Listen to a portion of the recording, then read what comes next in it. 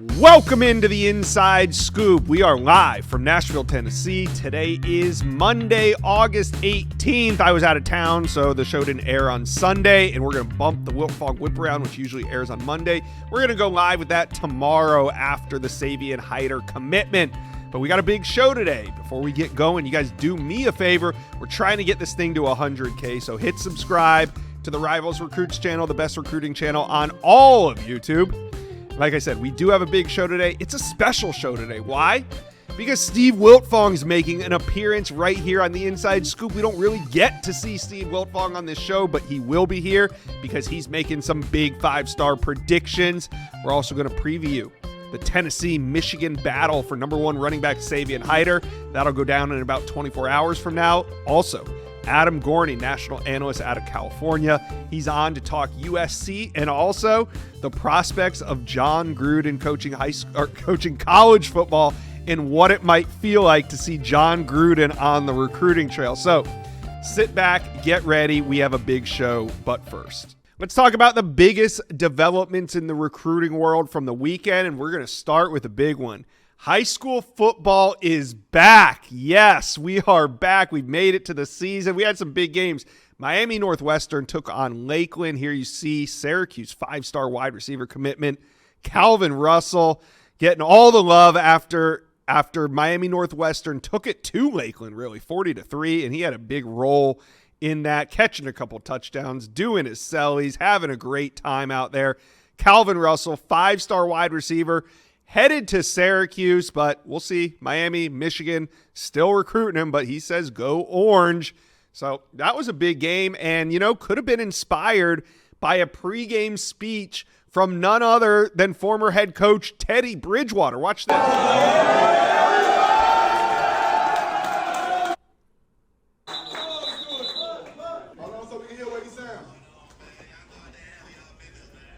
So, Coach. They can hear you, Coach. Love you too, Coach. You go ball out. The boy said you ball out, Coach. Man, you love, man.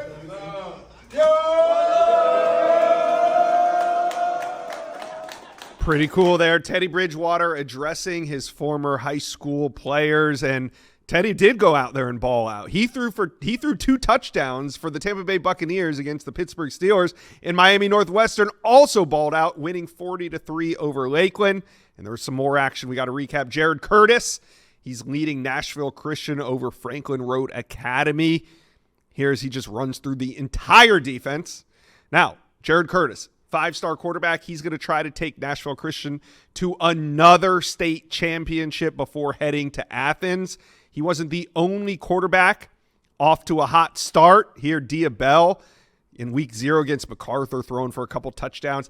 Diabell is the number one quarterback in America. He's a Texas Longhorn commitment, son of former NBA star Rajah Bell. Some of you guys might remember that name, but Diabell playing for American Heritage down in Fort Lauderdale, and he is going to be a Texas Longhorn off to a phenomenal start here, just spinning it, throwing a couple touchdowns.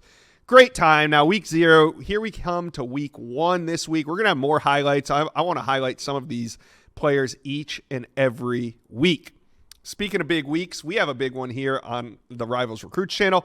It's a five-star commitment week. Yes, there's only 3 uncommitted five-stars in America, and all 3, guess what, are making their decisions this week. It'll be Savian Hyder on Tuesday. America's number 1 running back will make his decision August 19th. Then we got Rivals number 1 safety, Braylon Womack. He'll make his decision on August 21st. That's a Thursday. And then a day later, 5-star interior offensive lineman Darius Gray makes his decision Friday, August 22nd. Darius Gray is the number 1 interior offensive lineman in America. So we got 3 uncommitted 5-stars heading into the week. We will have 0 uncommitted 5-stars exiting the week. It's going to be a blast.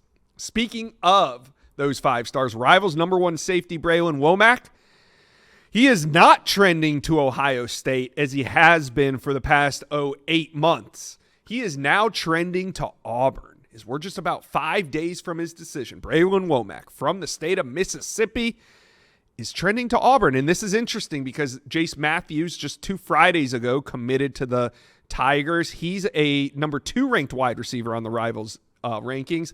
Jace Matthews from the state of Mississippi as well.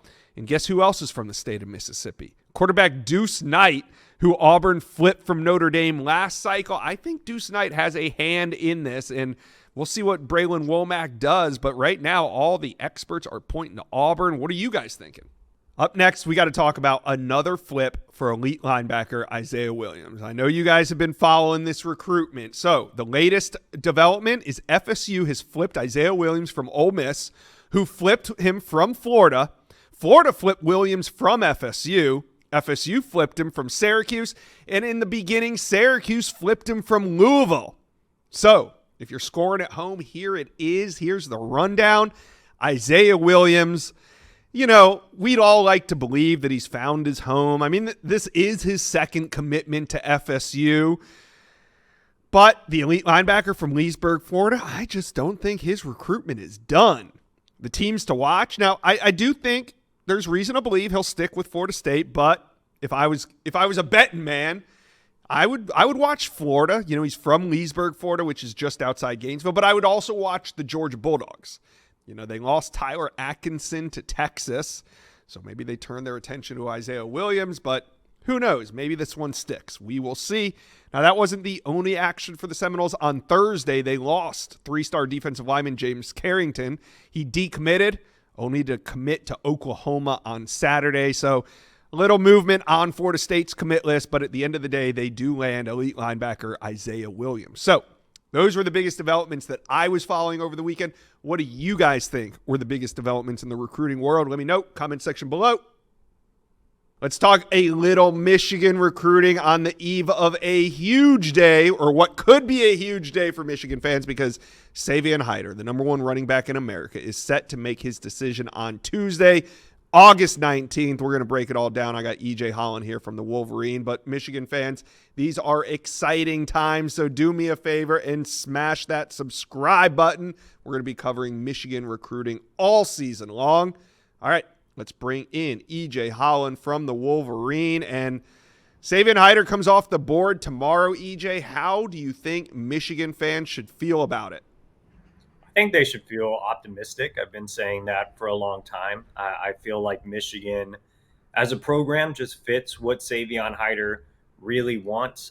He has a long-standing relationship with Tony Alford, Michigan's running backs coach. I think he feels at home at Michigan.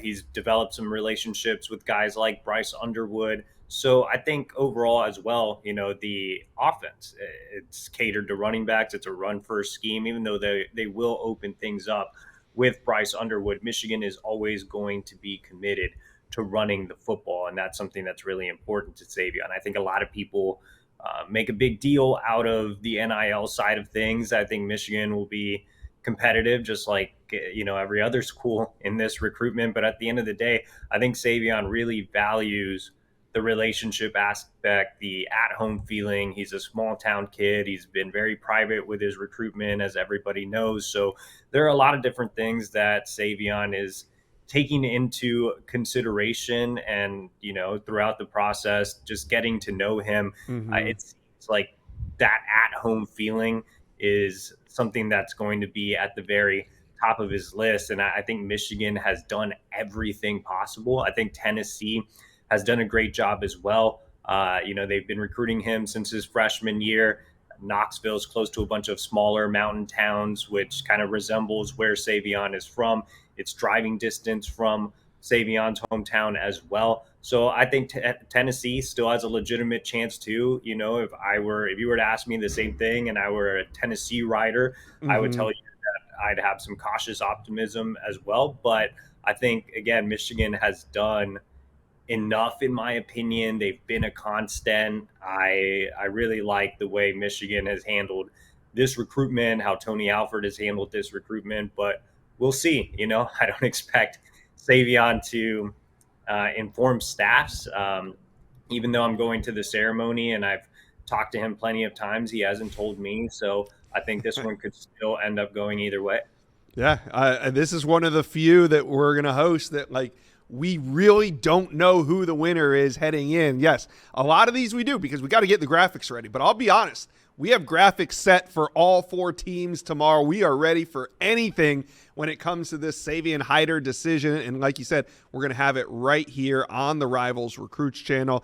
The ceremony is set to begin at 11:15 Eastern. So we're going to go on about 15-20 minutes before, get everybody in here, get excited, and then we will be set for the Savion Hyder commitment ceremony. So what is next, EJ, for Michigan recruiting if and when Savion Hyder becomes a Michigan Wolverine?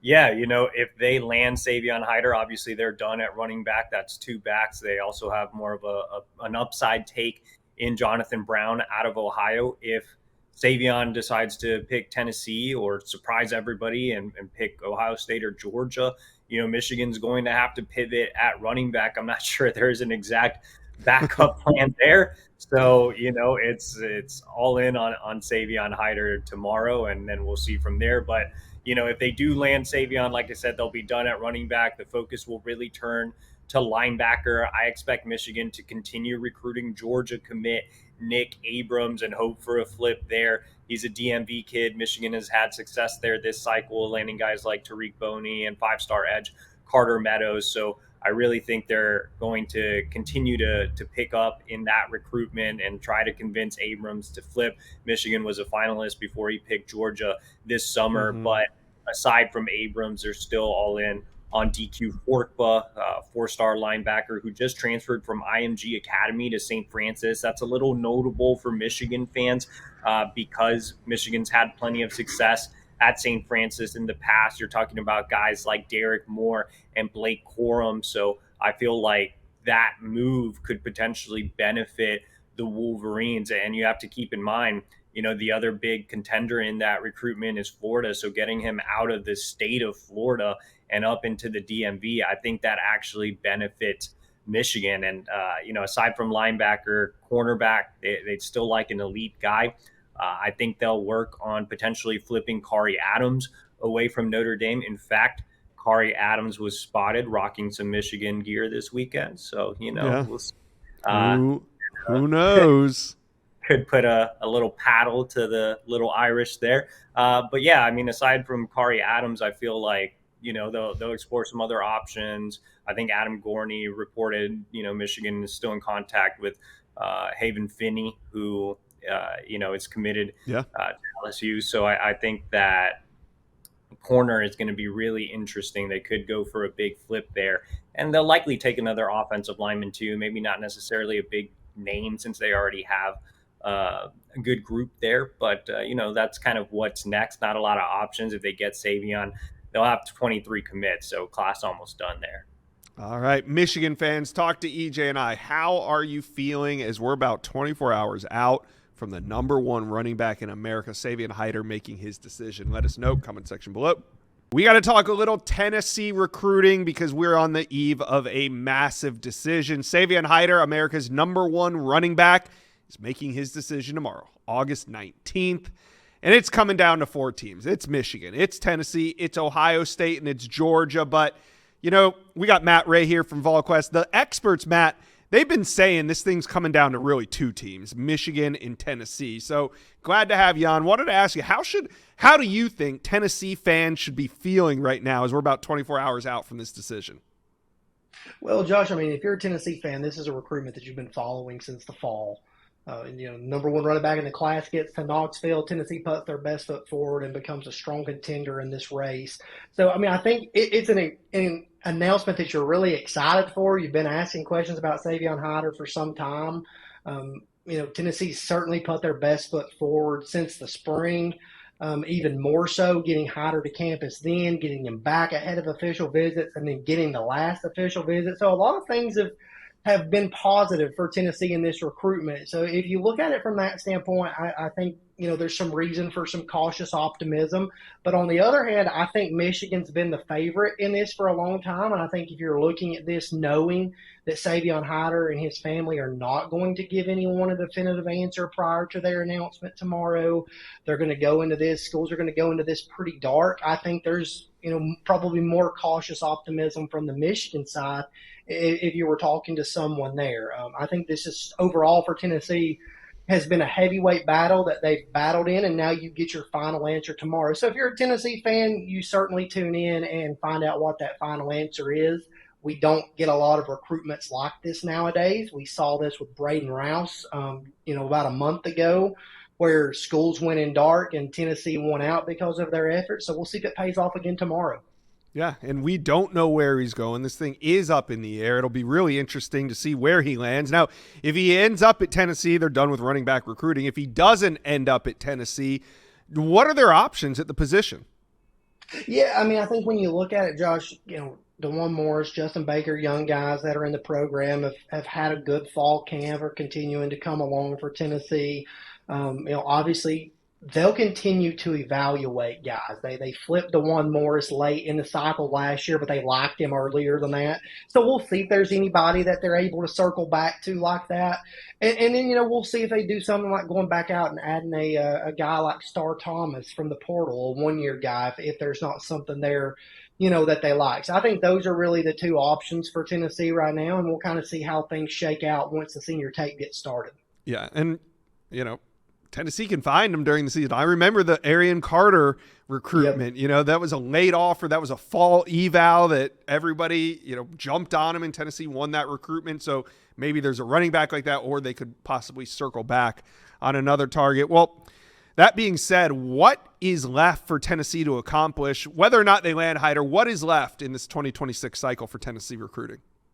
Yeah, well, I mean, obviously it goes without saying they're going to continue to recruit Tristan Keys until the finish line. Yeah. That's been a given since he committed to LSU back in the spring. They're going to continue to push there. They're going to continue to battle, and to me, that's a finish line recruitment, kind of regardless of how things shake out. We've been saying that for some time. He's too good of a player for him to commit to a school or him to flip to another school and it end. It's just not going to happen. It's going to come down to the finish line for Tristan Keys, and Tennessee will be involved there until the end. I think ultimately they continue to look around at tight end after, the flip of Carson Snead to North Carolina. Something Tennessee had been expecting, for a little bit leading into that. I think they'll continue to keep their options open there, and we'll see what they do with a guy like Brody Smith, who is going to take some more visits in the fall and check out North Carolina State. Tennessee's obviously heavily been in that recruitment for some time, so that's another possibility. And then I think it just goes back to what you talked about, Josh. Tennessee can find them. They've done an excellent job as a scouting department of evaluating talent, and we'll see kind of what pops up, as the senior, tape starts to roll and, high school football gets started back across the country.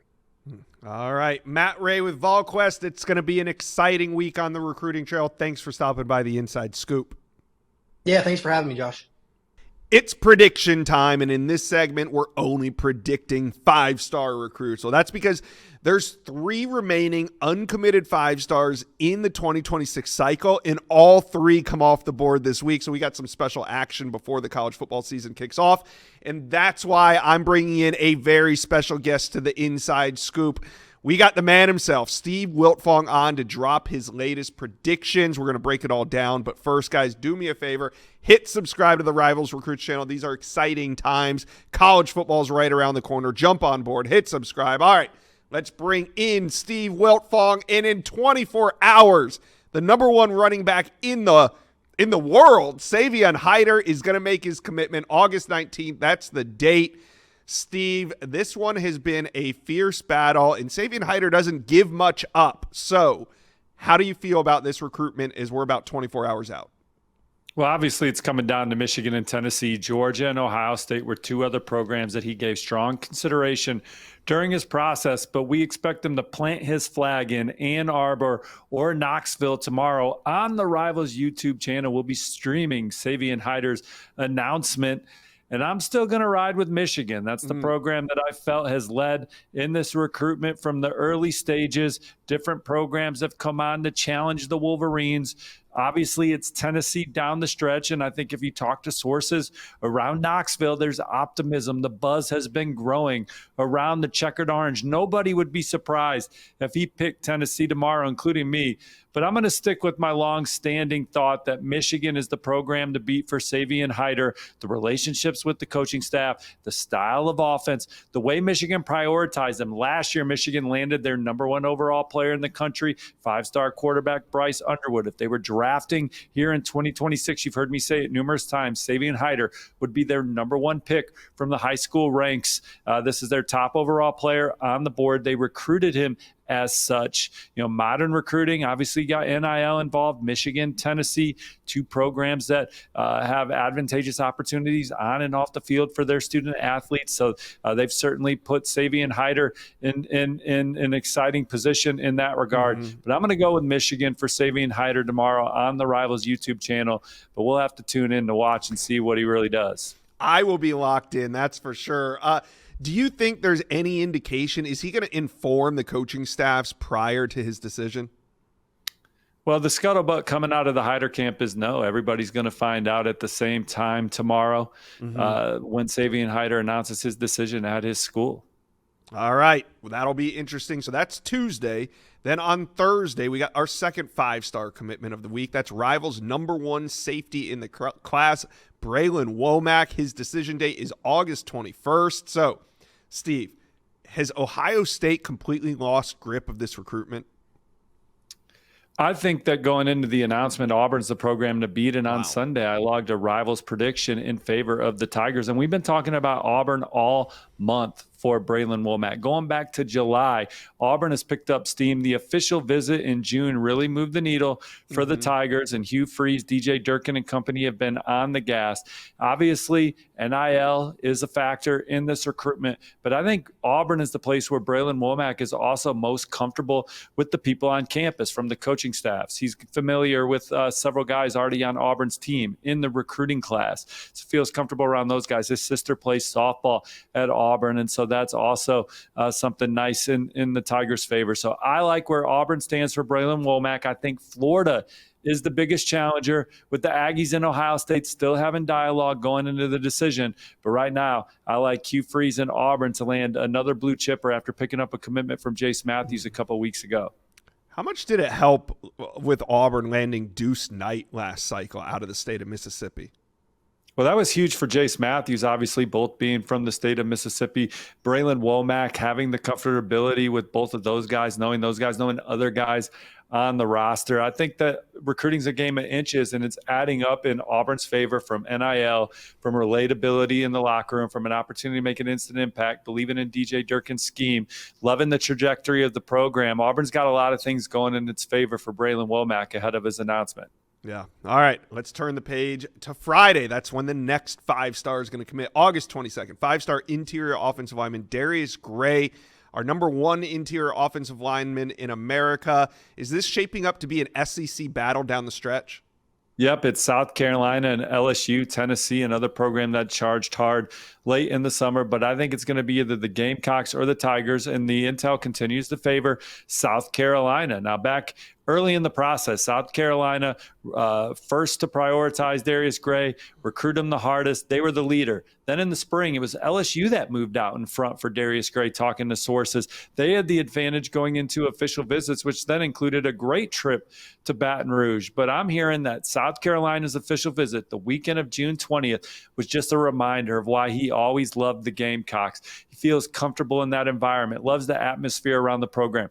No head coach has recruited him harder. Maybe not a coach in general has recruited him harder than Shane Beamer, the man in the corner office. He loves the trajectory that South Carolina is on under Shane Beamer. He believes this program can keep going up levels, and he wants to help take South Carolina to a place they haven't been.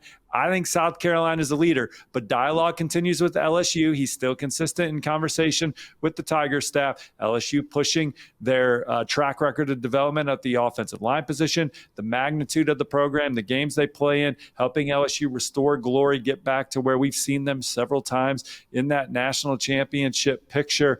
And so we'll see if LSU can flip it back. But right now, on the inside scoop, I like where South Carolina stands going into the weekend.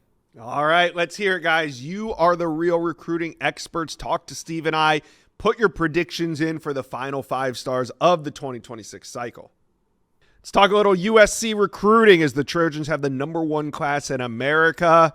But USC fans know if they've been following recruiting, July and August have been slow. Yeah, they added 4-star offensive lineman Brett Colajay in August, Booby Feaster in July. But I guess the biggest news is that there haven't been any decommitments, and that is why USC still sits at number 1. So we're going to break it all down. But before we do that, USC fans, do me a favor. Hit subscribe to the Rivals Recruits channel. This is the best recruiting channel on all of YouTube. So jump on board and hit subscribe. All right, let's bring in national analyst Adam Gorney, number 1 class in America. USC has it for 2026, at least as we head into the season. So are there any remaining needs that USC would still address in the fall? Yeah, you look at the class, 32 commitments, number 1 in the country. I mean, what else could they possibly need? But, you know, from talking to a few people about this, they're still looking at a second tight end. Even though they got Mark Bowman, they beat Georgia for him. They're going to try to bring in a second tight end. I think the name that they're looking at is Keave Brown from Corona Centennial. Looked like he was going to head to Texas. Both sides kind of parted ways there as Texas slowed down on him. USC really stepped it up after that. And so he's going to take an official visit there this fall. I don't think that's going to scare Bowman off at all. It's just going to add to the tight end room. I was also told they're going to look at a safety. Now, that might be best available. They might try to take a shot and flip somebody. But that was also after Colajay committed. So I think at this point, you know, final touches maybe, but probably looking at a tight end mostly to finish out the class. Yeah, why do you think they didn't have as many decommits as we saw? Because they've still gone national. I mean, they've done great in the state of California and regionally, but they're still recruiting nationally, and they've been able to hold on to most of those top commits. Yeah, I think 2 things to look at here. One, it's still early. So as a lot of these guys go through the fall, and I think we've seen this at USC before, especially last recruiting cycle, as guys start visiting Texas and Georgia and Alabama and all the Southeast schools, I think there will be some competition there. It'll be interesting to see if Ohio State goes after Elbert Hill. There's just a lot of guys from a lot of parts of the country where there's still a lot of danger zones there. But I think the second thing is, and we've talked about this at length, the NIL deals are in place here. So, nothing is binding yet in terms of that stuff, but it is compelling kids and families to sort of honor those deals. Now, the fall could, throw that into an oblivion and we can see a lot of things change. But from the people that I've talked to, the personnel people, locking these guys into NIL deals early sort of makes them feel compelled to stick with the school that gave them the best money. All right. Yeah, we'll have to wait and see how the season goes, but so far so good for USC fans. Now, we're kind of turning the page here on the inside scoop to 2027 because most teams are turning the page to 2027 as well. So when it comes to USC recruiting in the next class, we got to know who is emerging as Lincoln Riley's top QB target. Yeah, I think this one is clear, and I don't think they're making it any secret. They're going after Peyton Houston, and they're making it obvious to everybody that he's their number 1 guy on the board and the guy that they want. They've talked to him all the time. They've loved him up, and I think that's important for Houston because LSU is, I wouldn't say put him on the back burner, but they do have targets ahead of him. And I think it's probably turned Houston off a little bit there. Now, Oklahoma is going to be an interesting one to see if that offense really kicks into high gear under Ben Arbuckle and John Mateer there. But I think USC is the team to beat. I would be very surprised if they don't end up with Houston in the class. He's come out to Los Angeles multiple times, including in June when USC kind of sneakily brought in a bunch of high-end targets in 2026 and 2027 to work out. So he was the quarterback at that event. So I think that's going to be something to watch as USC has made it clear he's their number one target at quarterback. And I'm sure he probably ends up in this class. It would be a surprise if he didn't.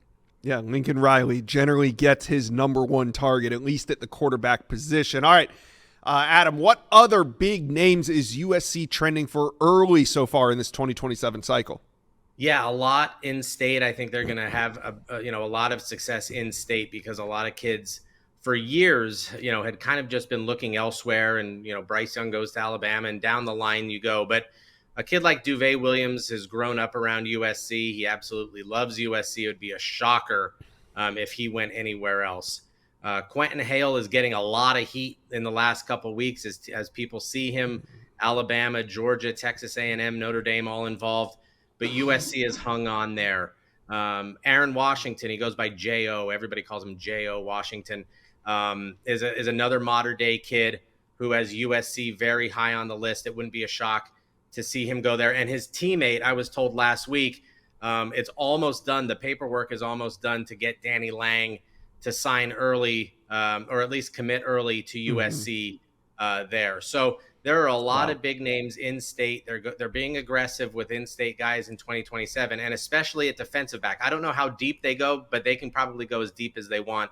If they take 2, maybe they could go 3, 4, 5 pretty easily. Wow. All right, USC fans, talk to Adam and I. Who is your top target when it comes to 2027 recruiting? Let us know. Comment section below. All right, let's talk a little Jon Gruden. Yes, we're talking Jon Gruden on the Inside Scoop. So he wants to get back into coaching. He recently said that he would die to coach in the SEC. Actually, it was a little bit bolder of a comment than that.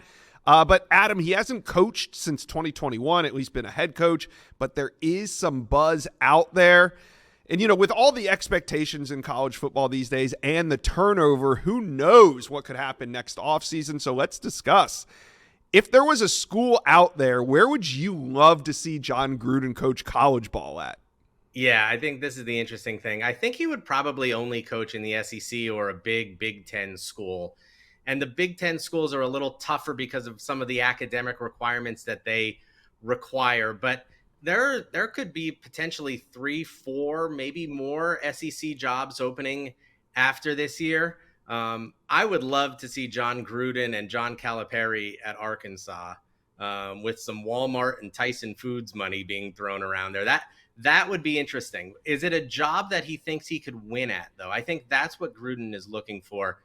Obviously Billy Napier is sort of on a hot seat at Florida. We'll see if Hugh Freeze is on a very hot seat at Auburn after this season. We'll see about Brian Kelly at LSU. That's going to be an interesting one. And then Oklahoma is another one that's very interesting. And, Gruden, worked somewhere else and was asked about all of those college towns recently. I think he's itching to get back into coaching. Once you get a taste of that, sitting in a studio and talking football is just not the same. So I think he'll be on a college sideline soon. And I think one of those jobs could definitely be open. Yeah, and you mentioned, Billy Napier could be on the hot seat, but what about all the big 3 in Florida? Aren't kind of all those coaches, maybe not Mario Cristobal so much, but, Florida State, and Miami, if any of those jobs open, do you think Jon Gruden could be a fit in the state of Florida? Yeah, it'll be interesting. And there are certainly off the field things, and we don't need to get into his past in terms of why he was let go, but there were some despicable emails about the NFL commissioner and other things. We'll see if a college administration just says no touch on Gruden. But I suspect, with his reputation, he's a Super Bowl champion. One of the stats that I found sort of interesting when I was researching this story is that he's only 117 and 112 as a head coach, though. He's not exactly like the greatest coach of all time with the best winning record, 51% wins. So it'll be interesting to see. Florida, all those Florida schools would be interesting. I would very highly suspect that Miami is very safe there unless there's a complete collapse. But Florida State is one that I think should be worth watching because once you lose that momentum so badly, it is very, very difficult to get back. And I think we've all seen Mike Norvell this offseason be on, energy level 15, just trying to get that thing ramped up again. At ACC Media Days, he was basically, on a high wire talking about his program. So we'll see how Florida does, with Lagway there now as the full-time starter. We'll see if Florida State can get that momentum back. I suspect either school would be very interested in a guy with that reputation in the state with the Tampa Bay Bucks. Yeah, Mike Norvell, remember when he arrived, his slogan was the climb. Well, they did the climb. I mean, they went undefeated in a season, and then they let the ball roll all the way back down the hill. It's really tough to climb again. So, yeah, I think Florida State could be interesting, only because, I know it's not SEC, but What coach wouldn't want to recruit in the state of Florida? It's a great job. Here's another one, because we talk about expectations. And, Jon Gruden, when he took over the Buccaneers, they had Tony Dungy there, who built the program, developed the program in Tampa Bay, but they didn't feel like they could get him over the top. So Jon Gruden comes in year one, he wins the Super Bowl for the Tampa Bay Buccaneers. James Franklin, great guy, great coach, but can he not get him over the top with all the expectations? What if Penn State gets bounced in the first round of the playoffs, and then you bring Jon Gruden in to win the national championship the next year? That's a hot take for me. That is a very hot take. I went to Penn State. I know the people of Central Pennsylvania. I don't know if Jon Gruden is exactly an emotional match there. I think you need a certain type of person. But it's also interesting the other way to look at that. Let's say Franklin struggles again and again, can't get over the hump, and is up 10-0 against Notre Dame, and then loses that game in the playoff, and people feel like the season was lost because they should have been playing Ohio State in the national championship. Let's look at it the other way. Franklin is not a guy that's shy about floating his name for other jobs. Is this the opportunity to win a national championship, or to at least get to a national championship game, and then sort of, parlay that into a second job, and then Penn State opens the other way? So, Jon Gruden in State College with the Amish buggies going around him, I think that might be a little bit of an interesting, dichotomy there. Yeah. We'll see if that would be possible, but it's certainly a job, that has its challenges, but James Franklin has made them work in terms of recruiting elite talent there. You've seen it with they're developing the stadium. It's going to be a new look there. So I think that could be interesting. I think Jon Gruden just wants relevancy. I don't think he's going to go to a place that needs to rebuild in some small college town no one's ever heard of. He's a big enough name to acquire a big Big Ten or SEC job, and I think something is definitely going to be open after this season. Yeah. All right. Well, hopefully we got the people riled up. Let's hear it. Where do you guys think Jon Gruden lands? Get it in the chat. You wrote a great story on the front page of Rivals.com about this Jon Gruden college ball potential experiment, whatever you want to call it. But you also talked to some recruits. So what are they saying about this idea? Yeah, I was actually surprised, and it sort of aged me even more than I look now. But a lot of them, I'd say like a third to a half, didn't really know who he was. Like, certainly didn't know the history of Jon Gruden with the Raiders and the Bucks and what he did in Tampa Bay. And they, in 2021 was 4 years ago. So if I'm talking to a 16-year-old, that was a 11, 12-year-old kid when that was going on. And that was at the finality of his career in the pros. So one kid really sort of aged me badly, and he said, yeah, my dad said he was a great coach. And I'm like, oh man, that's really bad. But I was surprised that like his name hasn't stuck around in kids' brains as much as Bill Belichick, or as much as a lot of the guys who might have been out of it for 2 or 3 years and have now come back into it. So I do think, though, if he gets a college job, and he's certainly going to have a general manager to wade through all the NIL transfer portal mess that we've gotten ourselves into here. I do think once kids sit down with him, he has a magnetism and an energy that will definitely resonate. And once, a lot of the kids don't make the decisions themselves. Once fathers get, into a room with Jon Gruden, I think recruiting won't be an issue at all. Yeah, that's what I was going to ask you. What type of recruiter do you think he would be? Would he be kind of like what we're seeing with Bill Belichick, with Deion Sanders, with some of these guys that aren't coming up through the ranks of college football?